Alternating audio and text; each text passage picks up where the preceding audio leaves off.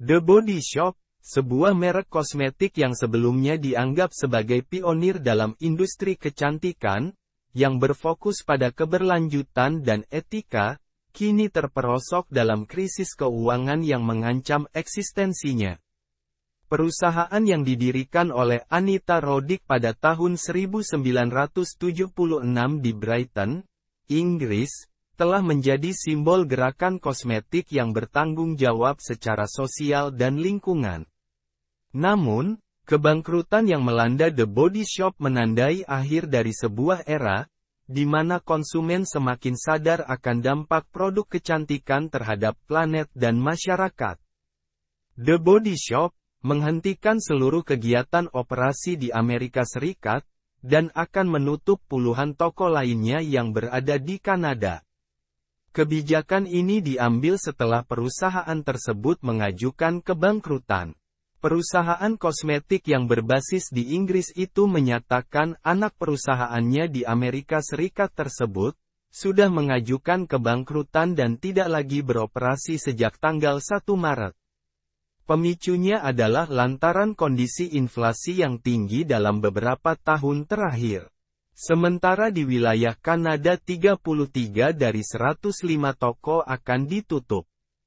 The Body Shop juga mengatakan pihaknya akan menghentikan seluruh aktivitas penjualan online melalui e-commerce, namun semua toko di negara itu yang tidak ditutup akan tetap buka untuk saat ini.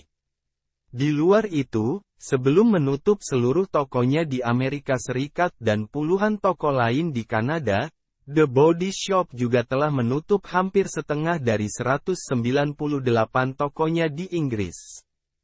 Penutupan toko di Inggris ini dilakukan sebagai upaya restrukturisasi perusahaan, di mana saat itu brand kosmetik tersebut sempat mempekerjakan sekitar 2.200 orang di Britania Raya, termasuk 750 staf di kantor pusatnya.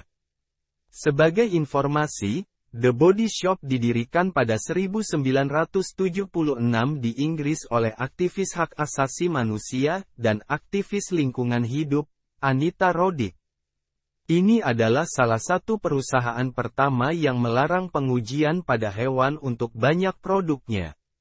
Setelah bergabung dengan L'Oreal pada tahun 2006, The Body Shop mulai kehilangan jejaknya sebagai pelopor keberlanjutan dalam industri kecantikan. Meskipun aliansi ini awalnya menjanjikan dukungan keuangan yang kuat, banyak yang percaya bahwa nilai-nilai inti merek itu mulai tergerus oleh tekanan dari industrinya sendiri. Pada tahun 2019, perusahaan ini mendapatkan sertifikasi sebagai B Corp, sebuah sebutan yang diberikan kepada perusahaan yang memenuhi standar transparansi dan kesadaran lingkungan tertentu. Pada 2023, perusahaan ini telah berhasil memiliki lebih dari 2.500 lokasi retail, di lebih dari 80 negara. Brand ini juga tercatat telah tersedia untuk dibeli secara online, di lebih dari 60 pasar. Banyak pengamat industri menyatakan bahwa The Body Shop kehilangan daya tariknya, sebagai merek yang berkomitmen pada keadilan sosial, keberlanjutan lingkungan, dan perlindungan hewan. Penurunan penjualan yang signifikan, dan kesulitan finansial terus menghantui perusahaan ini, dalam beberapa tahun terakhir. Kehadiran pesaing-pesaing baru dalam industri kecantikan, yang menekankan pada aspek-aspek seperti keberlanjutan, inovasi produk, dan pemasaran digital yang kuat, semakin memperburuk situasi The Body Shop.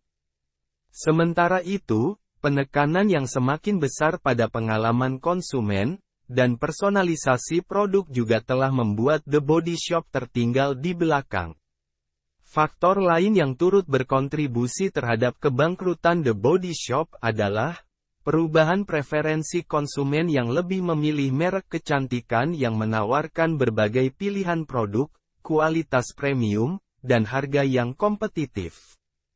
Model bisnis The Body Shop yang fokus pada produk-produk berbasis bahan alami, dengan harga yang lebih tinggi, telah mengalami tekanan dari merek-merek sejenis, yang menawarkan alternatif yang lebih terjangkau.